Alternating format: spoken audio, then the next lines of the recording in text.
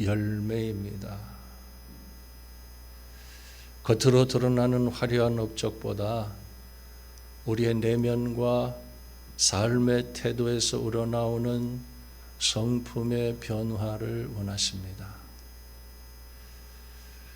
농부가 씨를 뿌린 뒤에 열매를 맺기까지 지극정성으로 돌보듯이 부모가 자녀를 낳아서 영혼과 육체가 강건해지기까지 사랑으로 돌보며 키우듯이 하나님께서는 풍성한 열매를 맺게 하시기 위해 성도를 연단하며 양육하십니다. 복음서에 보면 예수님께서 나는 포도나무요 내 아버지는 농부라고 말씀하신 이유가 무엇입니까? 하나님은 열매를 원하시기 때문입니다. 어린 시절 고향에 있는 2살 위 선배집에서 포도원을 했습니다. 그 포도원에서 하얀 종이로 포도송이를 감싸주는 일, 또 전정가위로 가지치기를 하는 일, 가지치기 한 나무를 모아다가 불에 태우는 일, 포도 열매를 수확하는 일을 했습니다. 열심히 일을 하면 입술이 파랗게 될 때까지 포도를 아주 실컷 먹을 수 있었습니다. 그 집 포도가 괜찮았어요. 얼마나 맛이 있었는지 모릅니다. 그때 깨달은 것이 있었는데 포도나무는 열매가 없으면 꽝이라는 것입니다. 포도나무는 생김새가 죽은 사람의 마른 뼈 같고 이리저리 뒤틀려 있어서 관상용으로도 건축 자재로도 쓸 수가 없고 오직 불을 피우는 땔감으로만 사용할 수가 있습니다. 반면에 포도 열매가 탐스럽게 열리면 그 어떤 과일과도 비교할 수 없을 만큼 아름답습니다. 여기서 우린 예수님께서 포도나무 비유를 말씀하신 이유가 무엇인지 발견하게 됩니다. 그것은 바로 하나님의 관심사는 오직 열매라는 것입니다. 요한복음 5장 8절에 너희가 열매를 많이 맺으면 내 아버지께서 영광을 받으실 것이요 너희는 내 제자가 되리라고 했습니다. 그렇다면 하나님께서 원하시는 열매가 무엇일까요?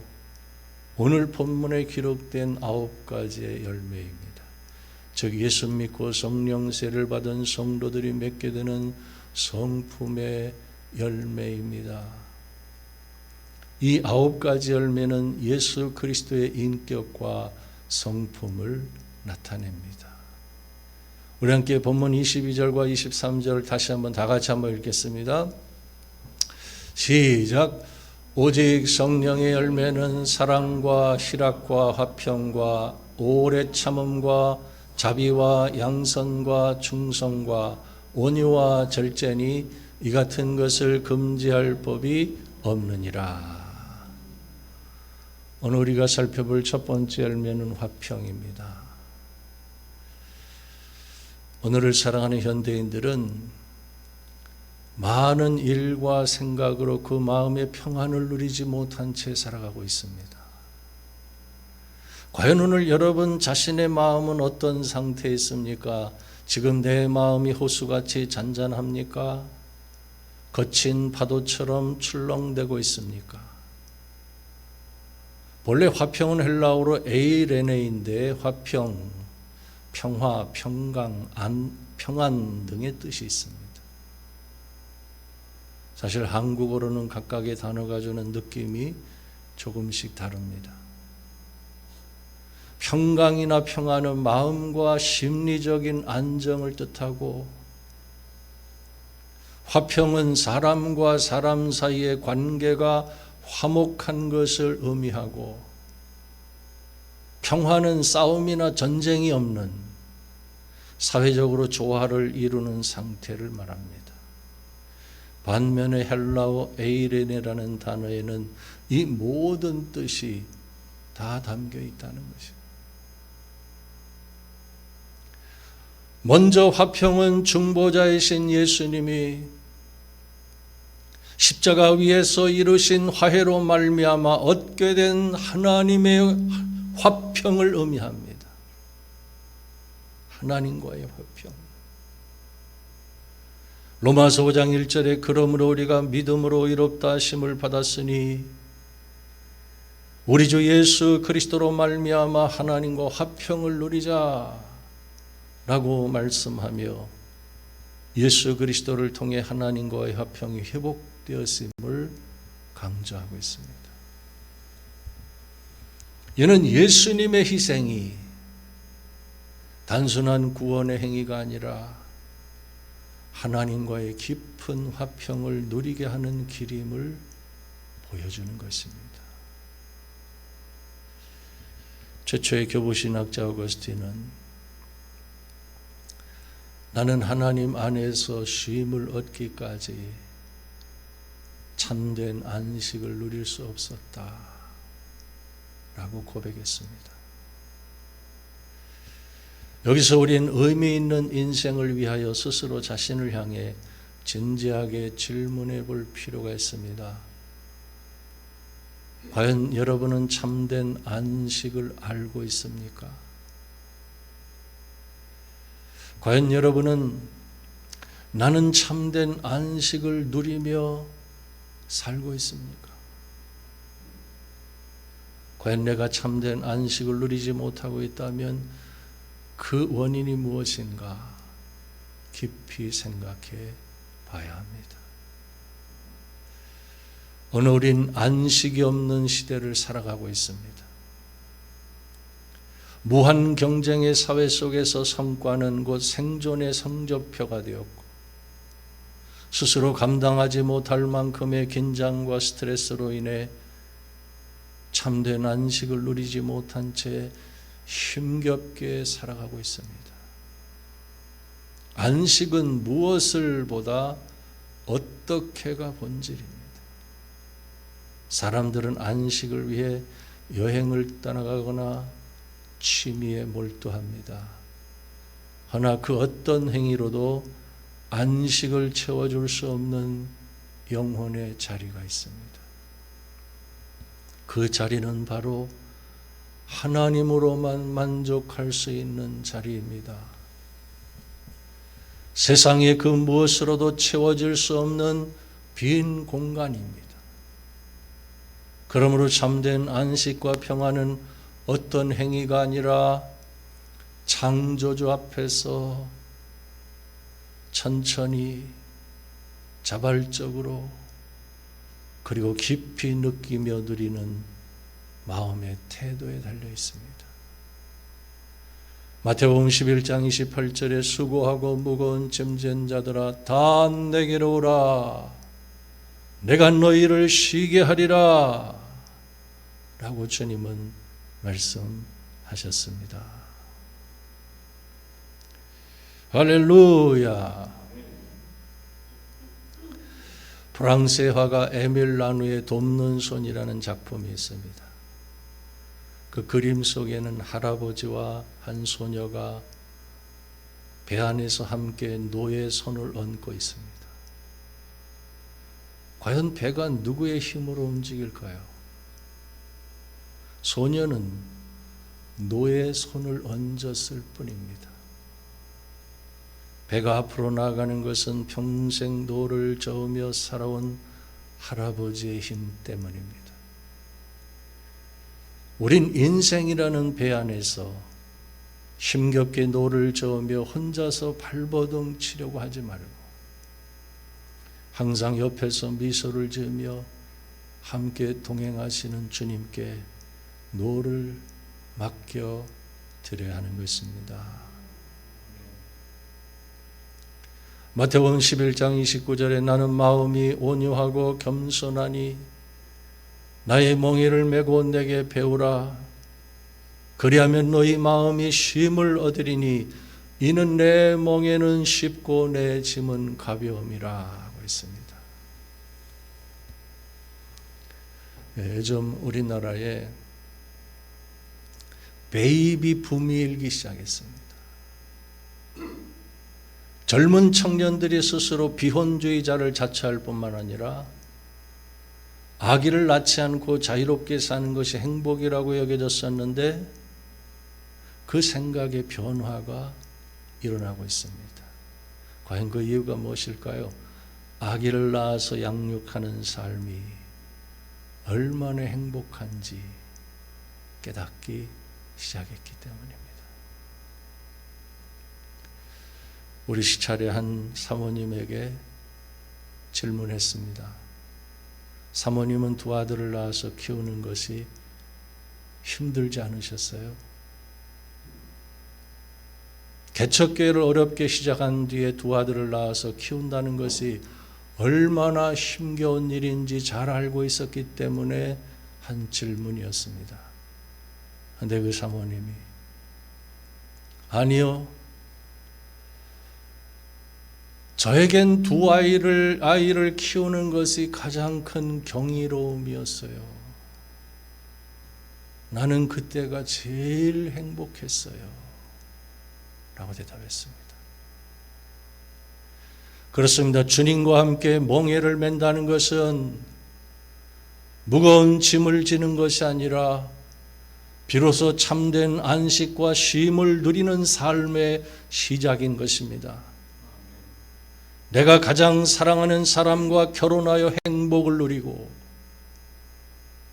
세상에서 가장 사랑하는 자녀가 태어났을 때 말로 다 할 수 없이 기쁜 것은 주님과 함께 멍에를 매는 것이 무거운 짐이 아니라 가장 큰 평안과 안식을 누리는 길임을 보여주는 것입니다.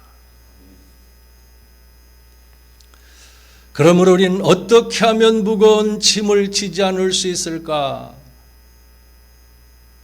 언제나 이 무거운 짐을 벗어버릴 수 있을까를 생각하지 말고 내가 제일 사랑하는 주님과 함께 기쁜 마음으로 멍에를 메고 살아가야 하는 것입니다. 거기에 참된 평안과 진정한 안식이 있는 것입니다.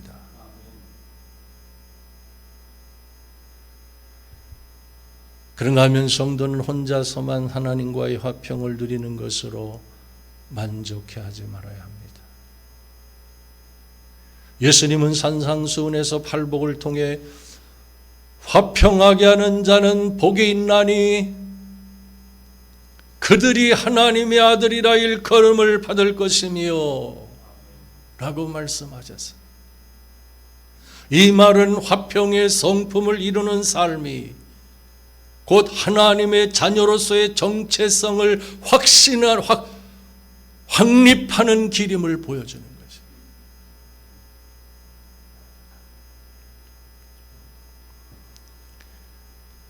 심리학자 알프레드 아들러는 다른 사람과의 관계에서 평화와 자유를 누리는 방법에 대해서 미움받는 것을 두려워하지 않는 것이라고 말했습니다. 다른 사람이 나에 대해 내리는 평가에 연연하지 말고 남이 나를 싫어하는 것도 두려워하지 말고 남에게 인정받기 위해 전전긍긍하면서 살아가지도 말라는 것입니다. 한마디로 미움받을 용기를 가지라. 미움받는 것을 두려워하지 않는 용기를 가지고 살아갈 때 마음의 진정한 평안과 자유를 누릴 수 있다고 말했습니다. 허나 그는 성경의 진리를 모르는 심리학자에 불과합니다. 결국 그 말의 결론은 모든 것의 기준과 중심이 나 자신이라는 이기심에서 비롯된 말입니다. 그러나 성경은 참된 자유와 평화를 누리기 위해 다른 사람을 먼저 바라볼 것을 강조하고 있습니다. 이런 이야기가 있습니다. 한 젊은이가 전쟁 중에 적을 피하여 한 마을에 숨어들었습니다. 마을 사람들은 그 청년에게 친절을 베풀어 숨을 곳을 마련해 주었습니다. 그런데 적들이 그 마을에 들이닥쳐서 청년을 내놓으라고 다그칩니다. 동이 들 때까지 청년을 내놓지 않으면 마을 사람들을 해치겠다고 협박합니다. 그때 마을의 지도자는 이 문제를 밤이 새도록 성경을 읽으면서 해답을 찾고 있었는데, 새벽녘에 한 사람이 죽는 것이 온 백성이 망하는 것보다 유익하다 라는 말씀을 읽게 되었습니다. 그는 요한복음 11장 50절 말씀을 읽고 난 뒤에 적들에게 그 청년이 숨은 것을 알려주었습니다. 결국 청년은 적들에게 넘겨지고 마을에는 평화가 찾아왔습니다. 그런데 그날 밤 천사가 그를 찾아와서 이렇게 말합니다. 네가 무슨 일을 하였느냐? 내가 넘긴 청년은 바로 메시아였다. 천사의 말을 듣고 깜짝 놀라서 내가 그 사람이 메시아였는지 어떻게 알 수 있었겠습니까?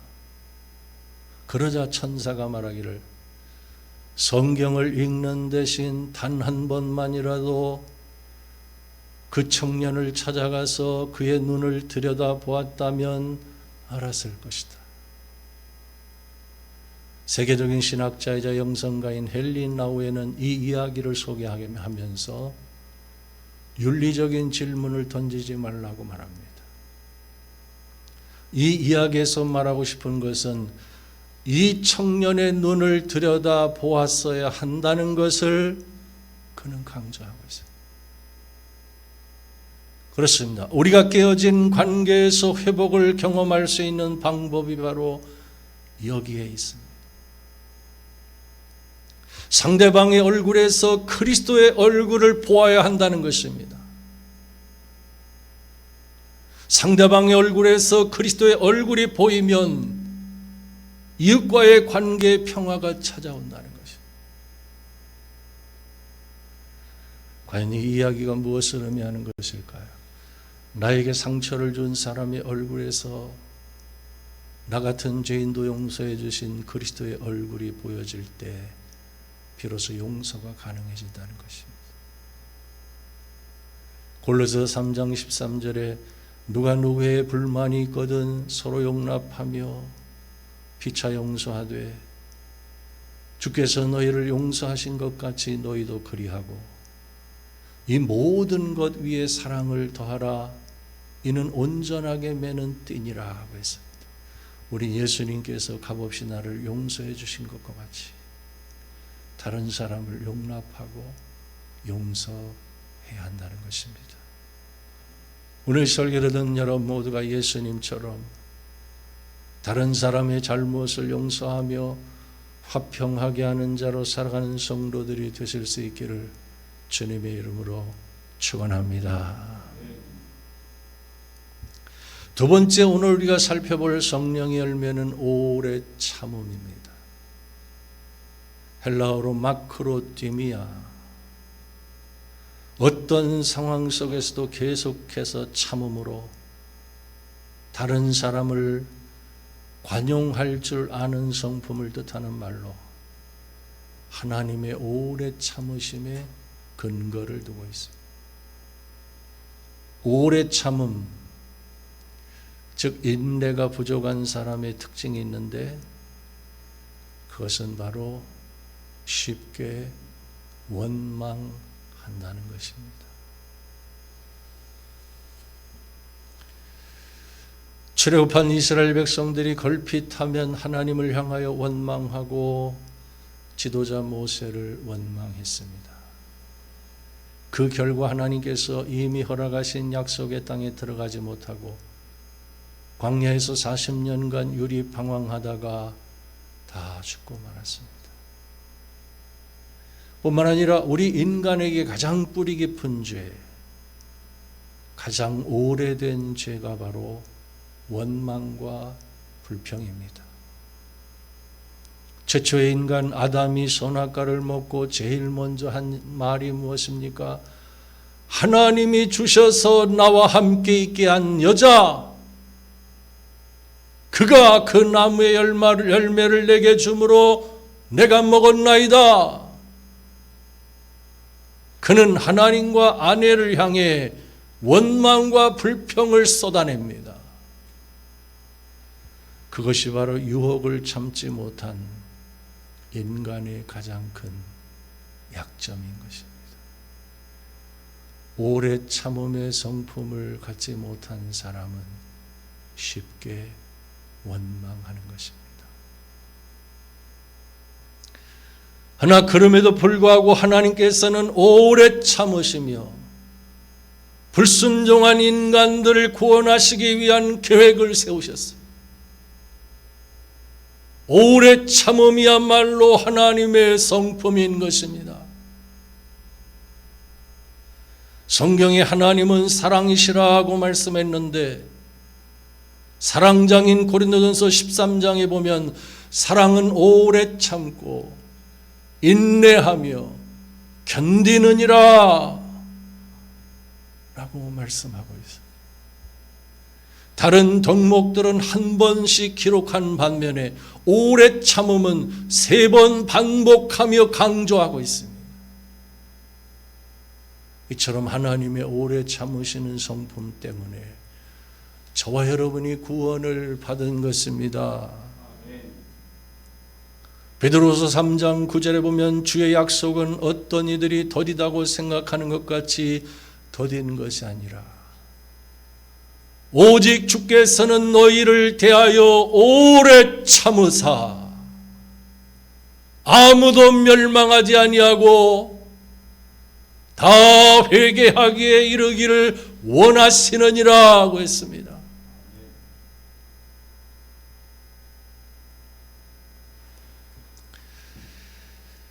이런 이야기가 있습니다. 며느리가 시골에 계신 시어머니에게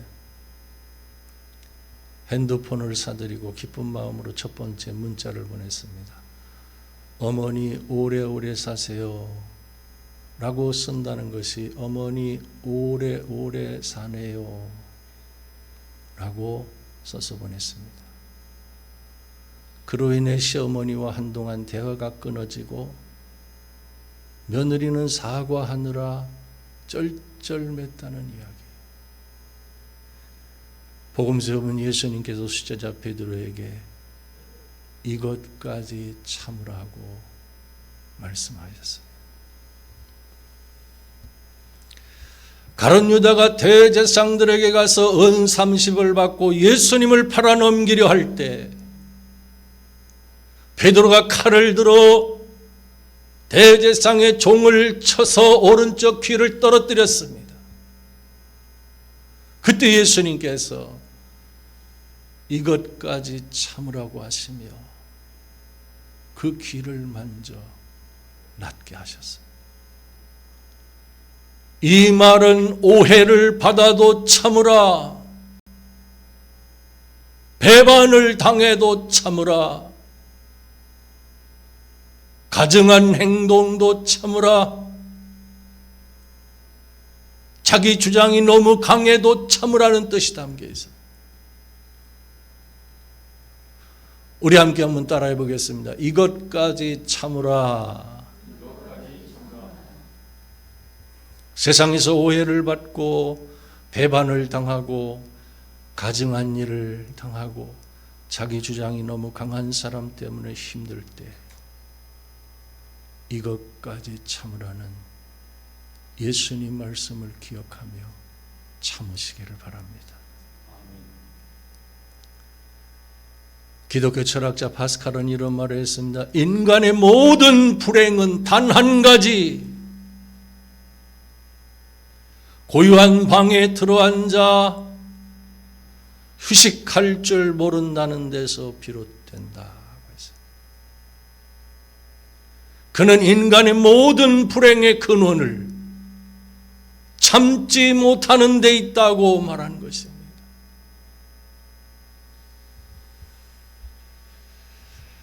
그런가 하면 이런 말이 있습니다. 인내란 참을 수 있는 것을 참는 것이 아니라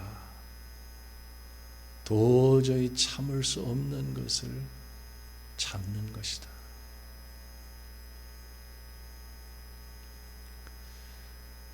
전에 제자 훈련을 하면서 충격을 받았던 적이 있었습니다. 어린 자녀를 양육하는 엄마들이 가장 괴로워하는 것이 무엇인지 아십니까? 갓난아기 때부터 유아기까지 제일 참기 힘든 것이 바로 분노라고 고백했어요. 밤에 잠을 못 자고 매사에 엄마가 바라는 것과는 정반대로 행동하는 아이에게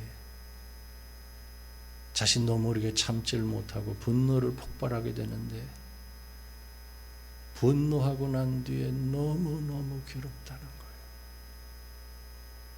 이처럼 오래 참음의 성품이 가장 어려운 것입니다.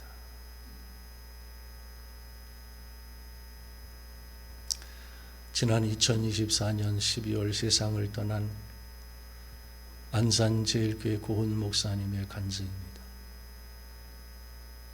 그는 55세 위암 말기 판정을 받았는데 췌장과 12지장, 임파선에 암이 전이된 아주 심각한 상태였어요. 그는 수술을 받기 전 에스겔서 16장 6절에 피투성이라도 살라는 말씀으로 응답을 받고